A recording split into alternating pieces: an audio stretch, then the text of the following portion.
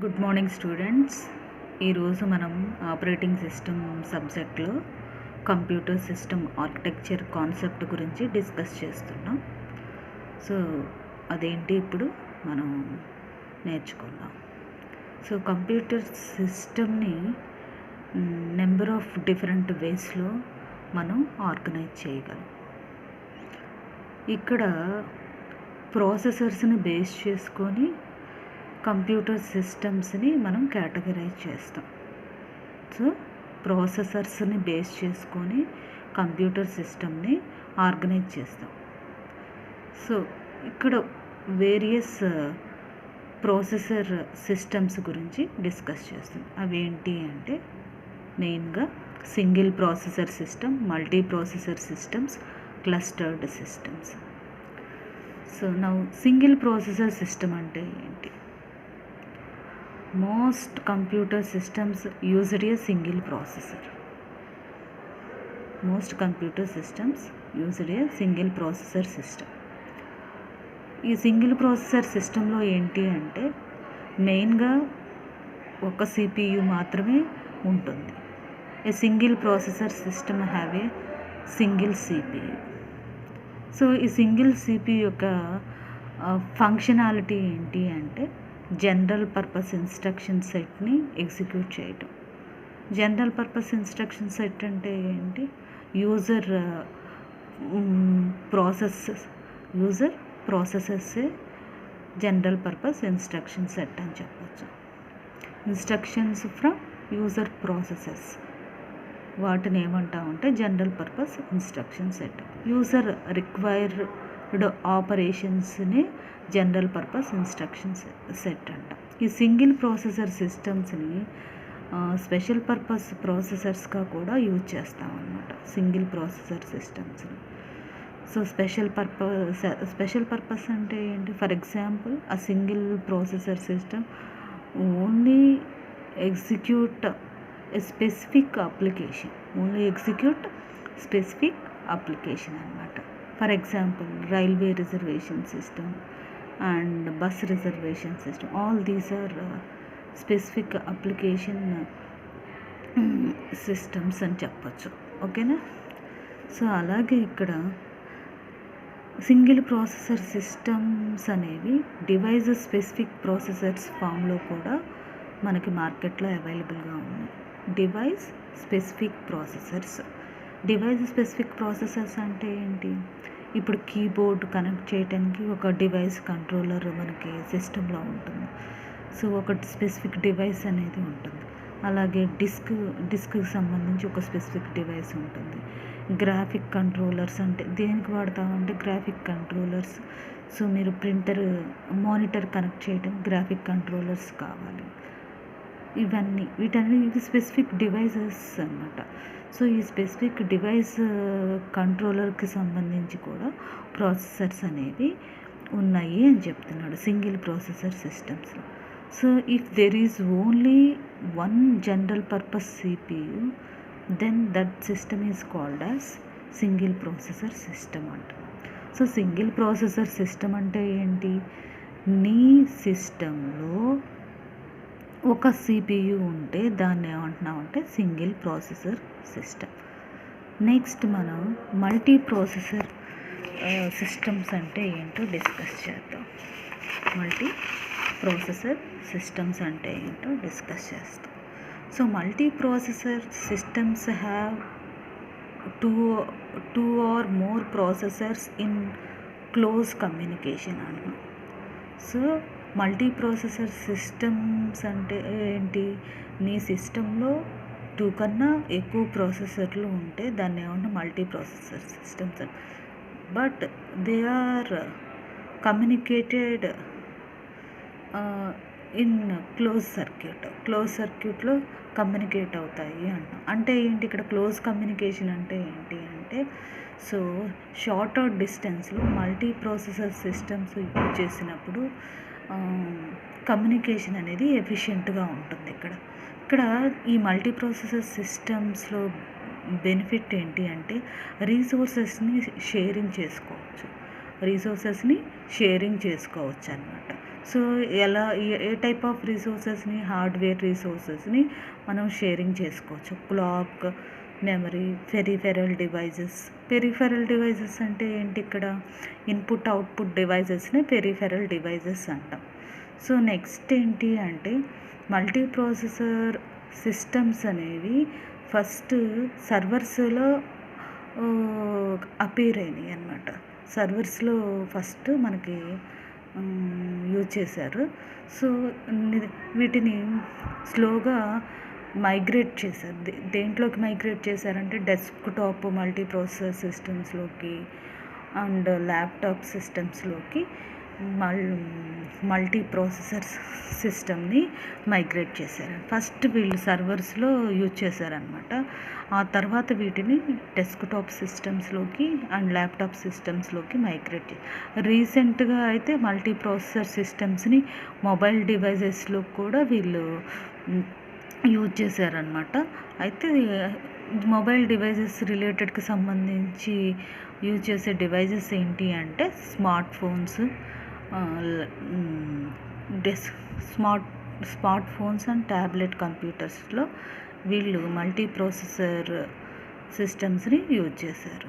Multi ప్రాసెసర్స్ని use చేశారనమాట. So ఈ మల్టీ ప్రాసెసర్ సిస్టమ్కి సంబంధించి 3 మెయిన్ అడ్వాంటేజెస్ ఉన్నాయి. అవేంటి అంటే increased throughput, economy of scale, increased reliability అనమాట. ఇక్కడ ఇంక్రీజ్డ్ త్రూపుట్ అంటే ఏంటి అంటే అసలు త్రూపుట్ అంటే ఏంటి అంటే the maximum amount of work completed for unit time అనమాట. ఒక యూనిట్ టైంలో మ్యాక్సిమం వర్క్ ఎంత కంప్లీట్ చేయగలం. ఇప్పుడు మీరు నెంబర్ ఆఫ్ ప్రాసెసర్స్ ఇంక్రీజ్ చేశారనుకుందాం. సో అప్పుడు మీరు ఏం ఎక్స్పెక్ట్ చేస్తారు? మోర్ వర్క్ ని లెస్ టైంలో కంప్లీట్ చేస్తాము అనే ఎక్స్పెక్టేషన్ అయితే మీరు ఇమాజిన్ చేస్తారనమాట. So number of processors increase అవటం వల్ల నేను within less time to get more work. So less టైంలో మోర్ వర్క్ని గెట్ చేయొచ్చు అని మనం ఎక్స్పెక్ట్ చేస్తాం. So that is the increased throughput advantage. Second advantage is economy of scale. Economy of scales. ఇక్కడ మల్టీ ప్రాసెసర్ సిస్టమ్స్ని మనం కాస్ట్ చేయగలం. ఎలా అంటే ఏ సిస్టమ్స్తో కంపారిజన్ చేసుకుంటే so less than equivalent multiple single processor systems. So multi processor సిస్టమ్స్ని నువ్వు కాస్ట్ చేయగలవు compared to equivalent multiple single processor systems. ఎందుకు మనం కాస్ట్ చేయగలము అంటే multi processor systems they can share peripherals, mass storage and power supplies. అంటే ఇక్కడ sharing concept అనేది మల్టీ ప్రాసెసర్ సిస్టమ్స్లో యూజ్ చేస్తూ ఉంటా. సో నువ్వు peripherals, mass storage, power supplies ఇవన్నీ షేర్ చేయటం వల్ల ఏంటి, నీకు లెస్ టైంలో వర్క్ అనేది కంప్లీట్ అయిపోతుంది. So that is the economy of scale. Multi processor సిస్టమ్స్ని కూడా మనం బై చేయగలం compared to multiple single processor సిస్టమ్స్ని మీరు బై చేసే బదులు మల్టీ ప్రాసెసర్ సిస్టమ్స్ని మీరు బై చేస్తే కనుక మనకి మెయిన్ అడ్వాంటేజ్ ఏంటి అంటే షేరింగ్ రీసోర్సెస్ అనమాట. సో మనం ఎకానమీ ఆఫ్ స్కేల్ అనేది that is the another advantage for multi processors. ఇక్కడ నెక్స్ట్ థర్డ్ పాయింట్ ఏంటి అంటే ఇంక్రీజ్ రియలబిలిటీ. ఇక్కడ రిలయబిలిటీని ఇంక్రీజ్ చేయాలి. రిలయబిలిటీని ఇంక్రీజ్ చేయటం అంటే ఏంటి? సో ఇక్కడ సెవరల్ ప్రాసెసర్స్ ఉన్నాయి. ఈ సెవరల్ ప్రాసెసర్స్కి మీరు ఫంక్షన్స్ని ప్రాపర్గా డిస్ట్రిబ్యూట్ చేయాలి. సో ఈ ప్రాపర్గా డిస్ట్రిబ్యూట్ చేసేటప్పుడు ఒక ప్రాసెసర్ ఫెయిల్యూర్ ప్రాసెసర్ అయింది. సో అలాంటి కేసులో సిస్టమ్ అనేది హాల్ట్ అవ్వదు, ఏమవుతుంది, స్లో అవుతుంది. సో వర్క్ అనేది స్లో అవుతుంది అన్నాడు. సో నా దగ్గర 10 ప్రాసెసర్స్ ఉన్నాయండి.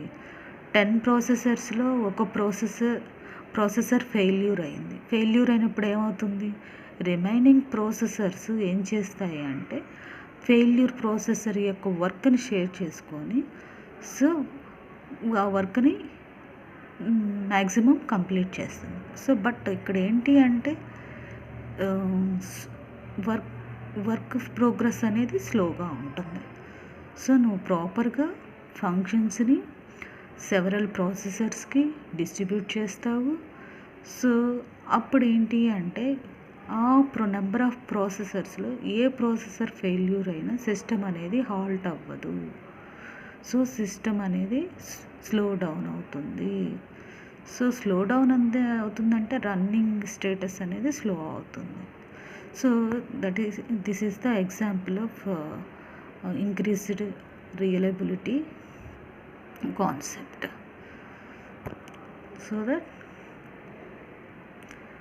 సో ఇక్కడ రిలయబిలిటీ కాంపోనెంట్ అనేది క్రూషియల్ ఇష్యూ అనమాట. యాక్చువల్గా reliability of a computer system అనేది క్రూషియల్ అనమాట. మెనీ అప్లికేషన్స్లో increased reliability of a computer system crucial point అని చెప్పచ్చు. సో అయితే ఇక్కడ మల్టీ ప్రాసెసర్ సిస్టమ్స్ అనేవి 2 టైప్స్ ఆఫ్ సిస్టమ్స్ని యూజ్ చేస్తున్నాయి. ఎందుకు అంటే ఈ రిలయబిలిటీ ఇష్యూని మనం ఇంక్రీజ్ చేయటం కోసం మల్టీ ప్రాసెసర్ సిస్టమ్స్ అనేవి 2 టైప్స్ ఆఫ్ సిస్టమ్స్ని యూజ్ చేస్తాం.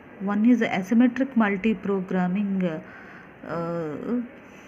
Another one is symmetric asymmetric multi programming గురించి ఇప్పుడు డిస్కస్ చేద్దాం. ఈ అసిమెట్రిక్ మల్టీ ప్రోగ్రామింగ్లో ఏంటి అంటే ప్రతి ప్రాసెసర్కి ఒక స్పెసిఫిక్ టాస్క్ని డిజైన్ చేస్తాం అన్నమాట. స్పెసిఫిక్ టాస్క్ని అసైన్ చేస్తాం. సో ప్రతి ప్రాసెసర్కి ఒక స్పెసిఫిక్ టాస్క్ని అసైన్ చేస్తాం. ఇందులో బాస్ వర్కర్ రిలేషన్షిప్ అనేది ఉంటుంది. బాస్ వర్కర్ రిలేషన్షిప్ అని ఉంటుంది. ఈ బాస్ ప్రాసెసర్ అనేది సిస్టమ్ని కంట్రోల్ చేస్తుంది. అదర్ ప్రాసెసర్స్ అనేవి ఇన్స్ట్రక్షన్ని ఎగ్జిక్యూట్ చేయటం కోసం బాస్ కోసం వెయిట్ చేస్తూ ఉంటాయి. The other processor either look to the boss or instruction or have free define task. So boss ఏ చెప్తే రిమైనింగ్ ప్రాసెసర్స్, బాస్ ప్రాసెసర్ ఏది చెప్తే రిమైనింగ్ ప్రాసెసర్స్ ఆ వర్క్ కంప్లీట్ చేయాలంట. సో ఈ బాస్ వర్కర్ రిలేషన్షిప్కి సంబంధించిన డయాగ్రామ్ అనమాట. So worker processor and boss processor, worker, only single boss is available among several processors. So boss ప్రాసెసరే రిమైనింగ్ ప్రాసెసర్స్కి వర్క్స్ అసైన్ చేస్తాడు. But each processor have a specific task అనమాట. ప్రతి ప్రాసెసర్కి ఒక స్పెసిఫిక్ టాస్క్ ఉంటుంది. సో ఇందులో shared memory అనేది ఉండదు. షేర్డ్ మెమరీ కాన్సెప్ట్ అనేది ఉండదు. బాస్ వర్కర్ రిలేషన్షిప్ అనొచ్చు ఈ స్కీమ్ని, లేదంటే మాస్టర్ స్లేవ్ రిలేషన్షిప్ అనొచ్చు. Master is similar to boss and slave is similar to worker అనమాట.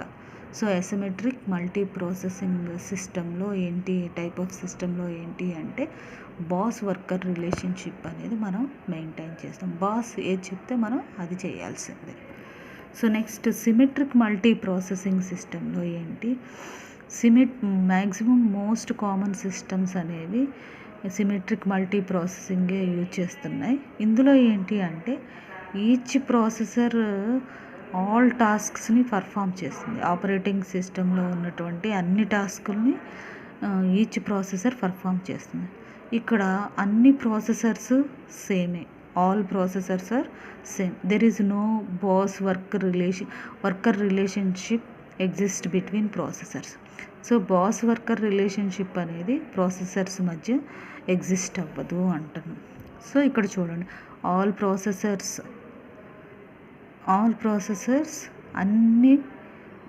అన్ని టాస్క్స్ని పర్ఫామ్ చేస్తుంది. ఇందులో షేర్డ్ మెమరీ కాన్సెప్ట్ అనేది ఉంటుంది. ఇక్కడ సిమెట్రిక్ మల్టీ ప్రాసెసింగ్లో షేర్డ్ మెమరీ కాన్సెప్ట్ అనేది ఉంటుందన్నమాట. అసిమెట్రిక్ మల్టీ ప్రాసెసింగ్ సిస్టమ్స్లో ఏంటి అంటే షేర్డ్ కాన్సెప్ట్ అనేది ఉంటుంది. సో ఈ రెండు టై ఈ ఈ ఈ రెండు టైప్స్ ఆఫ్ సిస్టమ్స్ని ఎందుకు యూజ్ చేశారంటే రిలయబిలిటీని ఇంక్రీజ్ చేయడం కోసం యూజ్ చేశారు. అనదర్ అడ్వాన్స్ ఏంటి అంటే అడ్వాన్స్ ట్రెండ్ ఏం చేశారు అంటే సిపియు డిజైన్లో లేటెస్ట్ ట్రెండ్ని ఇంక్లూడ్ చేశారు. ఎందుకు ఇంక్లూడ్ చేశారు అంటే వర్క్ ఫాస్టర్గా ఎగ్జిక్యూట్ చేయాలి, వర్క్ ఫాస్టర్గా ఎగ్జిక్యూట్ చేయటం కోసం ఏంటి అంటే సిపియు డిజైన్లో రీసెంట్ ట్రెండ్ని వీళ్ళు ఇంక్లూడ్ చేశారు. సో మల్టిపుల్ కంప్యూటింగ్ కోర్స్ని సింగిల్ చిప్లో ప్లేస్ చేయటం అనమాట. సింగిల్ చిప్లో మల్టిపుల్ కంప్యూటింగ్ కోర్స్ని ఉంచటం.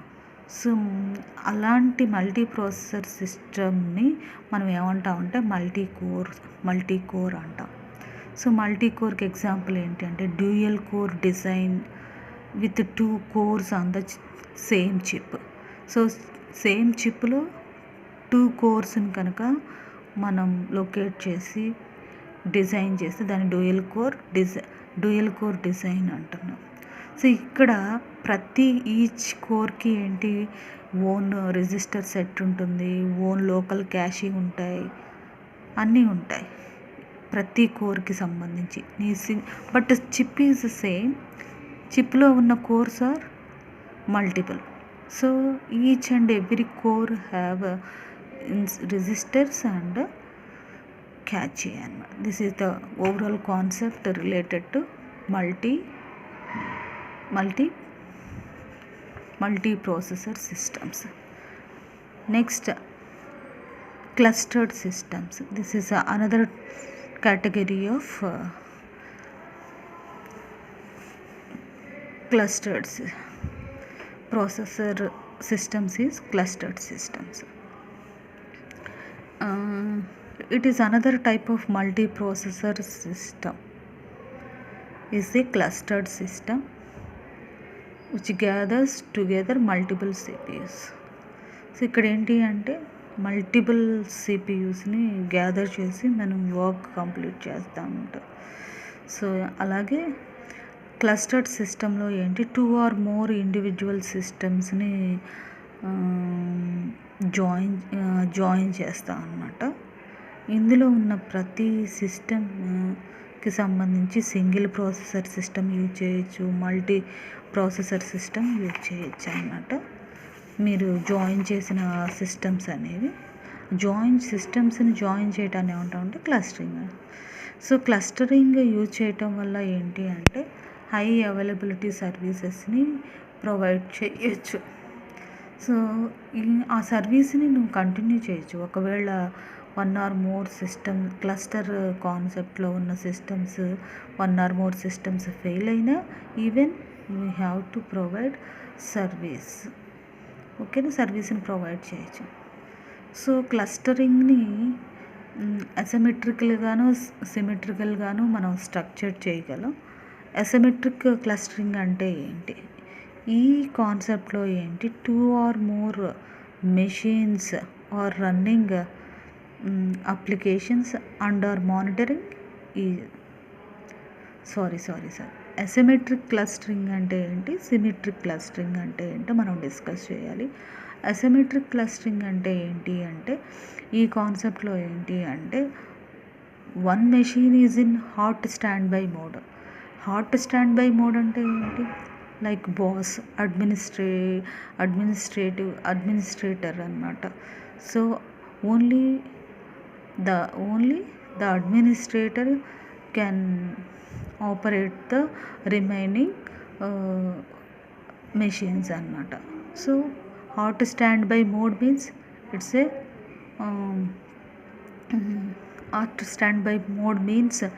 ఏ అడ్మినిస్ట్రేటర్స్. సో అదర్ అప్లికేషన్స్ని మనం రన్ చేయొచ్చు. So other is running the application. Other machines అనేవి అప్లికేషన్స్ని రన్ చేస్తాయి. Hot standby host does nothing but monitor the active server. Hot stand by machine అనేది ఏ వర్క్ని చెయ్యదు, బట్ యాక్టివ్ సర్వర్ని మానిటర్ చేస్తుంది. అంటే like administrator, boss always instruct the other machines అన్నమాట. ఒకవేళ సర్వర్ ఫెయిల్ అయితే ఆ కేసులో హాట్ స్టాండ్ బై హోస్ట్ అనేది యాక్టివ్ సర్వర్గా వర్క్ చేస్తుంది. That is the symmetric cluster. So ఇందులో 2 or more హాట్స్ అనేవి అప్లికేషన్స్ని రన్ చేస్తాయి and monitoring each other machines అన్నమాట. సో ఈచ్ అదర్ మెషిన్స్ని మానిటర్ చేస్తూ ఉంటుంది. ఈ స్ట్రక్చర్ అనేది మోర్ ఎఫిషియంట్ అని చెప్తాను. This is the clustered general structure of A clustered system. So ఇక్కడ ఈ క్లస్టర్డ్ సిస్టమ్స్ని మల్టిపుల్ సిస్టమ్స్ని కనెక్ట్ చేయాలి అంటే ఇక్కడ మనం స్టోరేజ్ ఏరియా నెట్వర్క్ అనేది యూజ్ చేసి మల్టిపుల్ సిస్టమ్స్ని కనెక్ట్ చేస్తాం. Storage area network concept use చేసి మల్టిపుల్ సిస్టమ్స్ని కనెక్ట్ చేస్తాం. దాన్నే ఉంటాడంటే క్లస్టర్ సిస్టమ్. ఇందులో టూ వేస్లో మనం క్లస్టర్డ్ సిస్టమ్స్ని స్ట్రక్చర్ చేయగలం. అవేంటి? Asymmetric clustering and symmetric cluster. Asymmetric క్లస్టరింగ్లో ఏంటి అంటే hot standby mode machine అనేది ఉంటుంది. అదే రిమైనింగ్ మెషిన్స్ అప్లికేషన్స్ రన్ చేసే విధంగా కంట్రోల్ చేస్తుంది. హాట్ స్టాండ్ బై హోస్ట్ ఎలాంటి వర్క్ చేయదు, జస్ట్ ఓన్లీ మానిటర్ చేస్తుంది. అదర్ మెషిన్స్ని మానిటర్ చేస్తుంది అనమాట. ఇక్కడ టెక్నికల్గా వాళ్ళు ఏమంటున్నారంటే యాక్టివ్ సర్వర్ అని. ఒకవేళ యాక్టివ్ సర్వర్ ఫెయిల్ అయితే కనుక హాట్ స్టాండ్ బై హోస్టే యాక్టివ్ సర్వర్గా పనిచేస్తుంది అనమాట. సిమెట్రిక్ క్లస్టరింగ్ అంటే ఇందులో 2 or more హాట్స్ అంటే ఏంటి? మెషిన్స్ అని చెప్పచ్చు. సో 2 or more మెషిన్స్ అనేవి అప్లికేషన్స్ రన్ చేస్తాయి.